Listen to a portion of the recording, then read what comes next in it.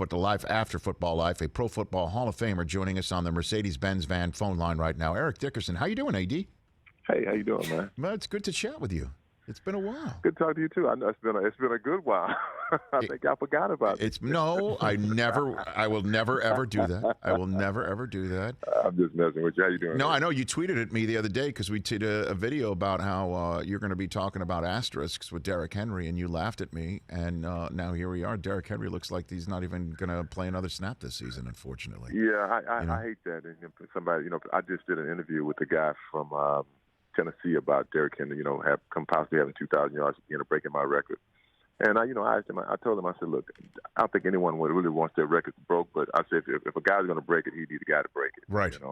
Because, he's big. I like big backs. He's a big back. He's physical. I mean, people talk about the running back is obsolete in the National Football League these days, and I don't believe it. If you have the right guy, that's the guy you use, and I hate to see him get hurt. So, I'd rather see him shatter that record than get hurt. I don't want to see any player ever get hurt because, when you play football, you know how brutal that sport is. And now the guy who might be the one to replace him, Adrian Peterson, at age 36. I mean, what do you think's going through his mind right now, Eric? Well, he ain't been hit in a while, so you don't think when they had that first hit, they'll be like, "Whoa!" You might not say it, but football is such a physical sport, and AP has been doing it for so long, and he's such a great player. Hey, he gets a chance to, like I said, to do it again, I guess. So, did you ever get a call after you were done to say, "Do you want to keep running"? Did you ever get any of those? No, I couldn't, Rich, because I had a neck injury. I couldn't play again. Matter of fact, when I saw the doctor, the doctor not with the football team, outside the football team, gave me the real diagnosis. He said that, if you keep playing football, he said one or two things going to happen. He said you're going to be paralyzed from the neck down, or you're going to die on the field, and that was it.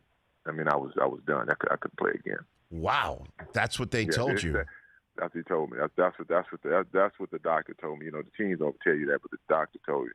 Yeah, but Dr. Watkins, and I really appreciate Dr. Watkins being honest with me about that. Well, I mean, he's a guy that would know. I mean, he would know, right? Well, he would know. That's who Peyton Manning saw for his neck. Yep. I mean, like he's as preeminent as they possibly can get. But you never even got somebody even just kicking the tire saying, "I know that you retired for a neck injury, but I'm just calling to make sure." You never even got the calling to make sure.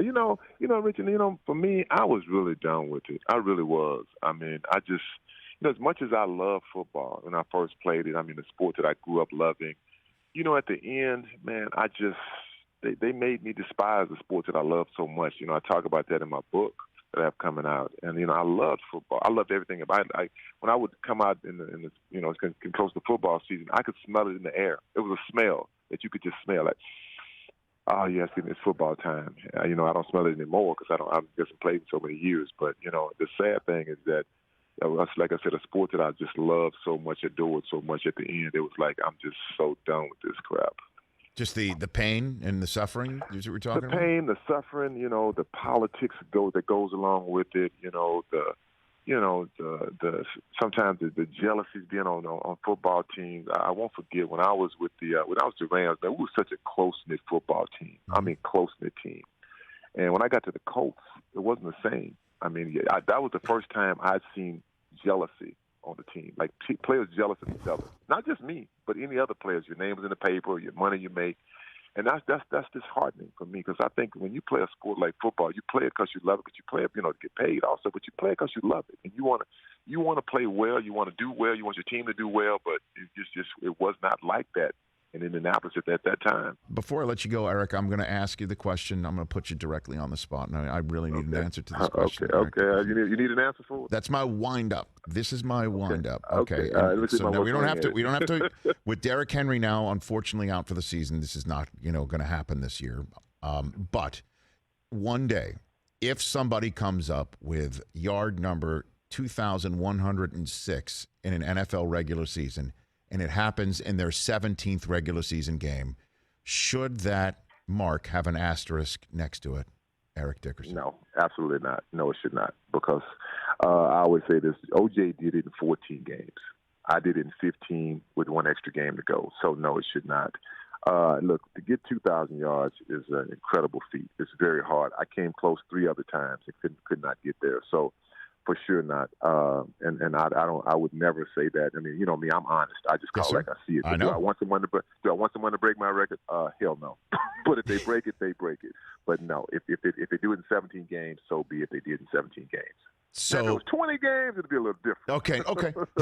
So there is a line. There is a line. There is a line. But this extra regular season game, folks shouldn't know. Well, you know, I did it. So you did it in 15. So there should be an asterisk if it's done in 16. Right. Exactly. My name also. I'm gonna tell you, Richard. Let me tell you the record that I've always said that's going to last the longest is my rookie rushing record. 1,808 yards as a rookie at 20 touchdowns. It's going to be hard for any rookie to do that because you know one thing, you get one shot at it. One shot, and that's it. Man, those are ridiculous numbers, Eric. Those are and 20 touchdowns on top of it, and 20 on top of it. And 20 touchdowns. So outside of Derrick Henry, now again that he is hurt, the best running back in the NFL is who for you? Whew, man, I believe not. I'd have to say Zeke.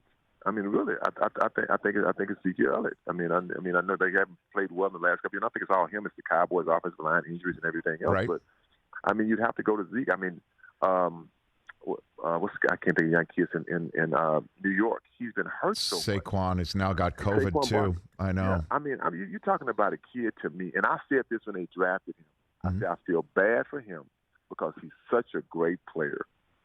So much talent. I say, but they'll never see his talent because he's in New York, and it's showing just what I said. And you hate to see that for a player, but I think that if it's a guy that could do it, it would be him. But he'll never get the chance because he's on that bad football team. So it's not a New York thing. It's just the Giants and their line, is what you're saying. Oh yeah, that's what it is. It's just no help. I mean, let me tell you something. Being a running back, it's no fun walking to the line of scrimmage and seeing an 8-man front.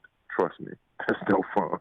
Yeah, and you're just sitting there going, "Oh man, oh my gosh, oh my God." What'd you see that about? You saw that 30% of the time? I saw that so much, man. I won't forget. We played the Chicago Bears in the NFC Championship game. I told him, I said, I think the referee is up. I think he's trying to make tackles too.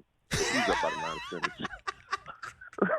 So that was that NFC Championship. That's right. Okay, so you're there, and that's Singletary, right? That's right. The team you were going against. Right. Come on. Yeah, and think about that. I mean, my friend Richard Dent, he told me, Eric, he said, let me tell you what the game plan was.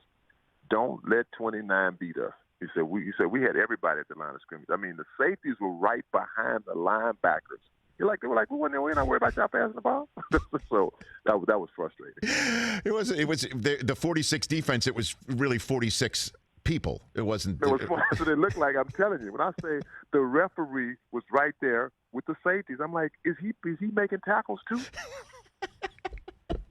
Hey, you watched all the way to the end. Thanks for that. Watch more right here.